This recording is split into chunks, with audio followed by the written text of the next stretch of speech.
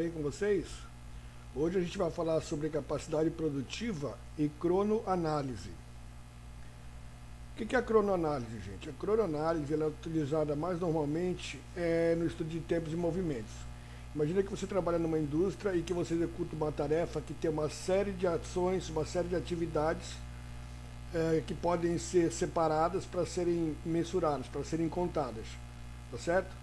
Então, a gente pode utilizar essa ferramenta, a cronoanálise, para verificar quanto tempo leva a cada atividade para a execução da tarefa como um todo. Exemplo, vamos supor que você faça lá um exercício de trocar o pneu de um carro. Você sabe que para trocar o pneu do carro, você vai verificar se tem step, vai pegar o macaco, vai levantar o carro, vai soltar parafuso, vai tirar o pneu, vai botar o step, vai repor parafuso, vai baixar o carro, vai guardar o pneu furado. Então, viram que a gente fez uma série de atividades, né, que num todo se resumia a trocar o pneu de um carro. E se eu tivesse que fazer isso é, constantemente, eu poderia verificar quanto tempo eu levo para trocar o pneu. E se eu tivesse uma demanda, eu tivesse que trocar o pneu de 10 veículos, eu poderia verificar quantas pessoas seriam necessárias para trocar o pneu de 10 veículos dentro de um espaço de tempo. Então a cronoanálise tem essa finalidade, tá? Ela é utilizada para o estudo de tempos e movimentos. Mas o que é o estudo de tempos? Ele é usado na determinação do tempo necessário para que uma pessoa qualificada e bem treinada, trabalhando em ritmo normal, consiga executar uma tarefa específica. Esse tempo que é utilizado para a execução dessa tarefa por uma pessoa capacitada e treinada é chamado de tempo padrão de operação, certo? O que é o tempo padrão? O tempo padrão ele deve ser visto como o tempo necessário para que uma pessoa qualificada e bem treinada, trabalhando em ritmo normal, consiga executar uma tarefa. Além disso, o tempo padrão deve incluir o tempo gasto com paradas para descanso devido à fadiga, necessidades pessoais e outras paradas inevitáveis, que compõem o tempo de trabalho do funcionário. Entenderam bem? O tempo padrão não se resume ao tempo que vai ser levado para que você execute a tarefa. Você vai incluir nesse tempo o tempo que a pessoa precisa para parar, para descansar, para ir no banheiro, para fazer alguma atividade para descansar durante a atividade. Tá certo? Para fazer a cronoanálise, você vai utilizar cronômetros, tá bom? Nós temos basicamente dois tipos de cronômetro que são utilizados para fazer a cronoanálise. Nós temos o cronômetro tradicional. Esse cronômetro, ele mede o tempo em segundos, minutos e horas, tá? Ele é mais barato, porém, ele torna mais difícil calcular as estatísticas de tempo de maneira exata. Ele passa apenas um valor aproximado do tempo real. Já um outro tipo de cronômetro, que é o cronômetro mais apropriado, é o cronômetro decimal. Esse tipo de cronômetro ele mede o tempo em frações de minutos ou horas. A medição do tempo em minutos decimais facilita a realização de cálculos de médias e do desvio padrão. Vamos entender o que eu estou falando. Para fazer a cronoanálise, nós temos algumas etapas, tá? As etapas se definem dessa maneira. Ó. A primeira parte, estudo da operação e divisão em elementos para a medição. Lembra do pneu? Eu sei que a tarefa é trocar o pneu, mas eu não consigo separar essa atividade em partes. Verificar se tem step, levantar o carro, tirar o parafuso, tirar o pneu furado, repor o pneu, repor o step, botar os parafusos, baixar o carro. Eu poderia separar a atividade de trocar o pneu furado em partes. Por exemplo, quanto tempo eu levo para levantar o porta-malas e verificar se tem step? Quanto tempo eu levo para pegar o macaco do porta-malas e levantar o carro? Quanto tempo eu levo para desparafusar os parafusos? Quanto tempo eu levo para retirar o pneu furado? E assim sucessivamente. Então, essa primeira etapa é o estudo de operação da divisão em elementos para a medição. A segunda parte consiste em você escolher uma pessoa qualificada e bem treinada para executar essa tarefa. Não pode ser uma pessoa que tenha dificuldades desconhecimento da atividade, e também não pode ser uma pessoa super ágil, porque vai camuflar o resultado final, tá certo? Uma pessoa desqualificada, uma pessoa que não tem competência necessária para realizar a tarefa, vai prejudicar o andamento da tarefa. E uma pessoa superdotada na execução vai fazer tão rápido que uma pessoa normal não conseguiria alcançar aquela velocidade. Então, o ideal é que seja uma pessoa de padrão normal, mas que seja treinada para a execução da tarefa. A terceira parte consiste em observar o operador e registrar os tempos ao longo da amostra de ciclos. Vamos usar de novo o exemplo do pneu.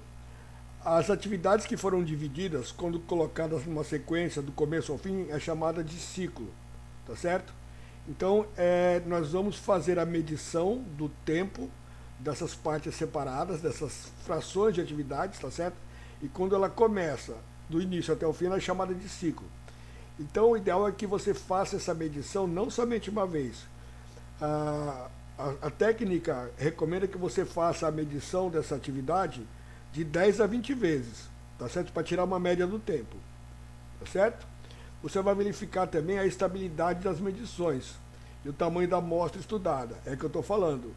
A técnica recomenda de 10 a 20 ciclos, de 10 a 20 medições, tá certo? E tem lá um valor que é colocado percentual para você verificar o desempenho da pessoa que executou a tarefa. A gente vai ver daqui a pouquinho. Avaliação do ritmo do operador para determinar as tolerâncias. Então você vai acompanhar lá a atividade sendo executada pelo operador para determinar a tolerância de tempo que ele vai necessitar para descansar. Vamos já ver como é que isso é feito. E calcular o tempo padrão da operação, que é a última etapa, que é onde entram os cálculos, tá certo? Vamos ver aqui um exemplo para ajudar a mensurar, a entender o que eu estou falando. Um operador é responsável pela separação de pedidos a serem atendidos. O sistema de informação possui a relação de todos os pedidos pendentes. Para cada pedido, o operador separa os itens solicitados, coloca-os numa caixa, imprime uma etiqueta com o destinatário e coloca a caixa em uma esteira. Qual é o primeiro passo para fazermos o estudo de cronoanálise nesse processo? Vocês lembram? A primeira etapa consiste em fazer o quê? Dividir a atividade em elementos para a medição do tempo. Então, no caso do nosso exemplo, essa atividade foi dividida em 5 elementos, tá certo? Primeiro elemento, procurar no sistema o próximo pedido. Ler o conteúdo que deve ser colocado na caixa. Segundo elemento, pegar uma caixa e colocar os itens do pedido dentro dessa caixa. Terceiro elemento, fechar a caixa com fita adesiva. Quarto elemento, preparar e colar uma caixa, procurar e colar na caixa uma etiqueta com os dados do destinatário. E quinto e último elemento, colocar a caixa na esteira rolante e informar no sistema que o pedido foi preparado e despachado. Certo? Agora, vamos para a sequência, né? O segundo passo. O segundo passo é escolher o operador. O supervisor da operação deve apontar um funcionário com desempenho médio em comparação com os demais. O funcionário escolhido deve ser bem treinado no método a ser estudado. O responsável pelo estudo deve explicar ao funcionário o objetivo do estudo de tempos e deve certificar-se de que ele compreendeu o objetivo. Funcionários que já participaram de outros estudos podem também ser escolhidos, tá? E a abordagem com o funcionário deve ser amigável e todos os questionamentos devem ser esclarecidos. Tudo bem? Vamos seguir. Terceiro passo é quando nós vamos realizar as medições de tempo ao longo de alguns ciclos. Como eu falei para vocês, para estudos iniciais, de 10 a 20 ciclos são o bastante. Então lembra lá que a atividade consiste em você colocar algumas mercadorias numa caixa e botar numa esteira para ser despachado. Essa atividade foi dividida em 5 elementos e foram realizados 10 ciclos, ou seja, foram feitas 10 medições dessas 5 etapas para se chegar a um valor de tempo padrão. Ok? Vocês podem observar que foi feita uma planilha e só para vocês entenderem o que significa essa numeração. Vamos usar como exemplo o primeiro ciclo. O primeiro ciclo, que foi a primeira medição, teve na sua primeira etapa o tempo de 0,58 segundos, na segunda 1 minuto e 1 segundo, terceiro 0,29 segundos, quarto 0,50 segundos e o quinto elemento 0,20 segundos. E assim sucessivamente, todos os 10 ciclos com seus respectivos valores. Tudo bem? O quarto passo é a avaliação do ritmo do operador. Como eu ia dizendo, né? A avaliação do ritmo do operador, ou seja, a velocidade que o operador tem para executar a atividade. Bom, tomando como base que um operador em ritmo normal deve receber uma avaliação de 100%, entenderam? Uma pessoa que executa a tarefa no ritmo normal tem como parâmetro de medição percentual 100%. Pô, você executou essa tarefa 100%, beleza? Vamos fazer o seguinte, para o nosso exemplo, vamos considerar que o operador trabalhou um pouco mais lento do que o normal. E ele vai receber uma avaliação de 95%, ou seja, ele trabalhou a 95% da capacidade normal. E também vamos adotar 10% como fator de tolerância. Ou seja, 10% do tempo total que ele leva como tempo padrão vai ser colocado como fator de tolerância para as necessidades pessoais de descanso. Conseguiram entender ou não? Vamos lá de novo. A execução da tarefa numa velocidade normal é executada em 100%. Tá certo? 100%. Você vai utilizar esse valor como parâmetro para verificar o desempenho do operador. No nosso exemplo, ele trabalhou um pouco abaixo do esperado. Então, ele teve uma execução de 95% de desempenho. E também foi adotada uma tolerância de 10% de tempo, tá, que ele pode utilizar do tempo total das atividades para que ele cumpra suas necessidades pessoais e de descanso. Tá certo? Vamos seguir. O quinto passo vai ser o cálculo do tempo padrão da operação. Tá? O cálculo do tempo padrão da operação. Consiste aqui nessas 3 etapas. Foram feitas as medições de tempo, que a gente chama de tempo observado na operação. Foi feita a avaliação de ritmo, que são aqueles valores percentuais que a gente verificou em pouco. A pessoa trabalhando no ritmo normal é 100%, e você pode definir o desempenho dele. Se for um desempenho acima do normal, mais de 100%, e abaixo do normal, menos de 100%. E nós temos as tolerâncias, que é um valor percentual em relação ao tempo padrão que ele utiliza para fazer a tarefa. Como é que esses cálculos são feitos? Vamos começar verificando o cálculo do tempo observado. Nós pegamos lá o cronômetro e ficamos verificando lá quanto tempo levou cada elemento para ser executado. Lembrando que a tarefa foi dividida em partes e cada parte dessa foi mensurada através do cronômetro. Então foram feitas, no exemplo aqui, 10 medições. Como é que eu vou chegar a um tempo de observação? Eu vou pegar todos os valores dos elementos e vou tirar uma média. Para quem não lembra como é que tira a média, soma os valores e divido pela sua quantidade. E aí vocês têm aqui o tempo médio na última linha da planilha, tá certo? E quando para que eu obtenha o tempo de operação, o tempo que foi observado, eu vou somar aqui os valores de cada elemento. No caso do nosso exemplo, o valor observado do tempo foi de 2 minutos e 76 segundos. Ok? Eu somei aqui o tempo médio de cada elemento, o que me deu um total de 2,76. Certo? Vamos seguir. De posse desse valor, nós vamos começar a aplicar algumas fórmulas, tá? Primeiro vai ser aplicado o cálculo do tempo normal. O tempo normal ele é obtido aplicando o fator de avaliação de velocidade. E aqui nós temos a fórmula. Tempo normal é igual o tempo do cálculo versus a velocidade. Certo? Então nós temos aqui, ó, tempo normal 2,76, certo? Que foi lá o valor somado dos elementos, vezes. Aqui é o desempenho de velocidade dele, lembra? Lembra que nós verificamos lá que ele teve um desempenho um pouco abaixo do esperado? Seria 100% se fosse normal. o nosso operador ele teve um desempenho de 95%. Nós colocamos aqui de maneira fracionada, né, para identificar que é um valor de 95%. 95% é a mesma coisa que 0,95. Resumo, né? O tempo normal é o tempo observado, o tempo observado dos valores médios, vezes o valor do desempenho dele, o valor percentual de desempenho, que deu 2,622. Aqui vale uma observação, tá bom? Que a gente vai verificar como trabalhar com cálculo de valores de tempo fracionados. Nós sabemos que nós não temos lá 2 minutos, 622 segundos. Tem milésimos de segundo aqui. Aqui nós temos aquela observação novamente, né? Só para frisar bem, ó.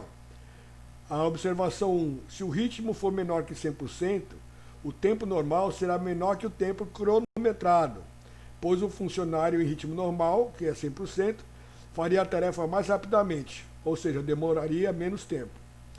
A segunda observação diz que se o ritmo for maior que 100%, o tempo normal será maior que o tempo cronometrado, pois o funcionário em ritmo normal, que seria 100%, faria a tarefa mais lentamente, ou seja, demoraria mais tempo. Tá? Então vamos seguir aqui, calculamos o tempo normal. Tá? Ou seja, no caso aqui, ó, verifica que o tempo normal dele, né, ó, o tempo cronometrado foi 2,76. 95% foi o desempenho dele na operação. Então o tempo normal dele foi de 2,622, tá certo? Demorou um pouco mais de tempo. Vamos ver, vamos seguir aqui. Agora vamos calcular o tempo padrão, tá? O tempo padrão, ele é obtido aplicando as tolerâncias e o tempo normal. Então nós temos aqui, ó, a fórmula tempo padrão é igual ao tempo normal vezes 1 mais tempo. Tá? Então, de novo, né? O tempo padrão é obtido aplicando as tolerâncias ao tempo normal, que consiste na aplicação daquela fórmula que vocês estão vendo aqui na apresentação. Tempo padrão é igual ao tempo normal vezes esse valor, que é o tempo de tolerância. Tá? Para vocês entenderem melhor, nós temos ela sendo executada aqui. Ó. Tempo normal foi 2,622 milésimos de... Foi 2 minutos, 622 milésimos de segundo. Vezes 10%. Lembrando que porcentagem a gente coloca fracionado. Na fórmula adiciona-se o valor 1 mais o valor percentual, que no caso era 10%, vamos botar 0,10%. O resultado foi esse valor aqui, ó, 2,8842. Mas professor, que raio de tempo é esse? Bom, vamos aprender a trabalhar com tempo fracionado, tá certo? O tempo, lembrando o seguinte, ó, os valores decimais, os valores fracionados, são valores quebrados dentro de um inteiro, né? Por exemplo, qual é a unidade de tempo utilizada para medição, qual a unidade de medida utilizada para medir o tempo, né? 1 hora tem quantos minutos? 60 minutos. 1 minuto tem quantos segundos? 60 segundos. Então, a unidade de medida de tempo é 60. Então, olha só, o tempo padrão para processar um pedido foi de 2,8842 minutos, que equivale a 2,53 segundos. 2 minutos, 53 segundos. Como é que eu cheguei nos 53 segundos? Isso aqui está em milésimos de segundos, tá certo? Então, para que eu tenha o valor inteiro, tá? A gente faz a seguinte operação. Mantém o número inteiro, que é 2, e você vai multiplicar os 8842 por 60, para você obter os valores em segundo inteiros, tá certo? Vocês podem multiplicar 8842 vezes 60, que vocês vão obter o valor de segundo inteiro, tá certo? Então, o tempo padrão é de 2 minutos e 53 segundos, tá certo? Depois a gente vai fazer uns exercícios aí para fixar melhor essa ideia.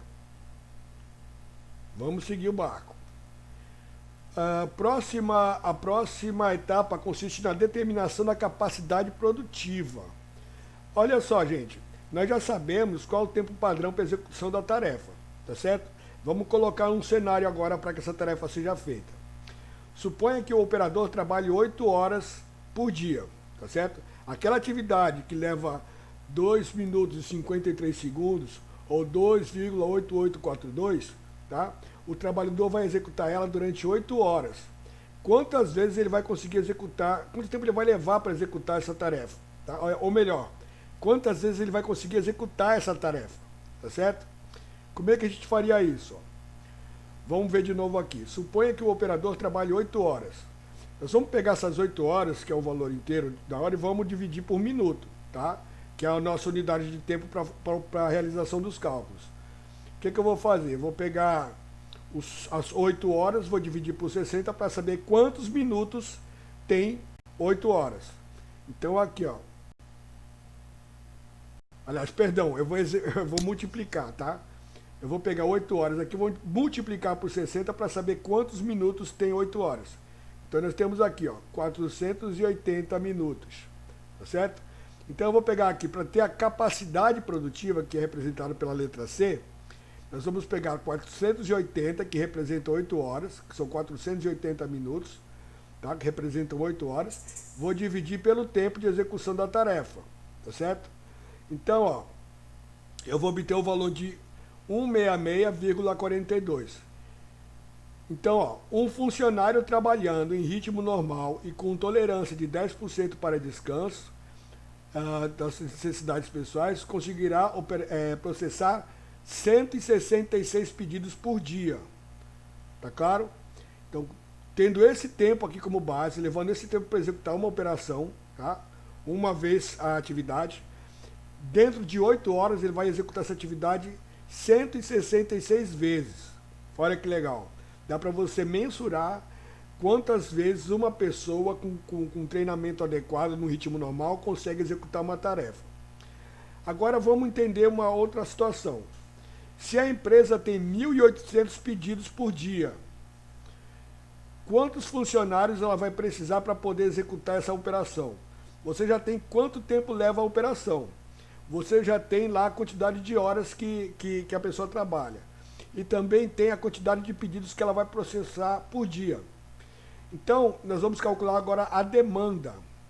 A demanda, aliás, vamos calcular agora a quantidade de pessoas necessárias para a execução da demanda. Para fazer esse cálculo, eu vou pegar lá a quantidade de pedidos, que é 1.800, e vou dividir pelo tempo, pela quantidade de atividades que ele executa por dia. Eu preciso atender 1.800 pedidos, tá certo? E uma pessoa executa 166 pedidos. Eu preciso saber quantas pessoas eu preciso para atender 1.800. É só dividir a quantidade de pedidos que serão atendidos por dia por quantos pedidos uma pessoa atende. Quando eu faço essa operação, eu vou ter aqui o valor de 10,84. Vamos arredondar para cima, correto? Porque passou de 5, 10,84. Quando passa de 5 maior ou igual a 5, você arredonda o valor para cima, correto? Isso é uma regrinha básica aqui, lá da matemática. Então, olha só. A empresa, para atender 1.800 pedidos por dia, vai precisar de 11 funcionários nesta operação. Tá legal? E é isso, gente. Então, a cronoanálise, ela tem essa finalidade. Verificar quanto tempo leva para a execução de uma atividade. Essa atividade vai ser dividida em partes, para que você mensure cada parte quanto tempo leva. Você tem a possibilidade de verificar quantos pedidos uma pessoa atende dentro de um espaço de tempo e quantas pessoas serão necessárias para atender uma determinada quantidade de tarefas. Tá certo? Vamos fazer uns exercícios aí para fixar melhor as ideias, tá? Para vocês treinarem mais. Aqui está a nossa fonte para que vocês façam pesquisas relacionadas ao assunto. E vamos fazer nossa atividade de fixação, tudo bem? Obrigado e até logo mais.